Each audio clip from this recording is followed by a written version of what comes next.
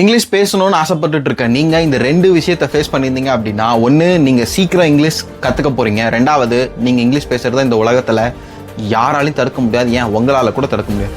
என்னங்கிறத இந்த வீடியோவில் சொல்கிறேன், ஸ்கிப் பண்ணாமல் பாருங்கள். 2 things, இந்த 2 விஷயத்தை நீங்கள் ஃபேஸ் பண்ணியிருந்தீங்க அப்படின்னா, I am saying the truth. உண்மையாக இதுக்கு கிராமர் முக்கியம் கிடையாது, அது இது எதுவுமே முக்கியம் கிடையாது. ஃபஸ்ட்டு திங், நீங்கள் இங்கிலீஷில் உங்களுக்கு நிறையா வார்த்தைகள் தெரிஞ்சிருக்கு, ஆனால் அது எப்படி சென்டென்ஸ் மேக் பண்ணணும்னு தெரியல. பட் உங்களுக்கு வார்த்தைகள் அதிகம் தெரிஞ்சிருக்கு அப்படின்னா உங்களால் ஈஸியாக சீக்கிரமாக இங்கிலீஷ் பேச முடியும். ரெண்டாவது, இதுதான் இருக்கிறதுலே மோஸ்ட் பவர்ஃபுல். உண்மையில் இதுக்கு எந்த மாஸ்டரும் தேவை கிடையாது, எந்த ஸ்போக்கன் கிளாஸும் தேவை கிடையாது. இவங்களால் பயங்கரமாக இங்கிலீஷ் பேச முடியும். என்ன அப்படின்னா, ஒருவேளை நீங்கள் ப்ராக்டிஸ் பண்ணிகிட்டு இருக்கும் போது, அதாவது நீங்கள் படிச்சிருப்பீங்க இங்கிலீஷை, இல்லை ஏதாச்சும் ஒரு யூடியூப்பில் இங்கிலீஷ் கிளாஸை பார்த்துருப்பீங்க, யார்கிட்டையாவது நீங்கள் கிளாஸஸ் போயிருக்கலாம்.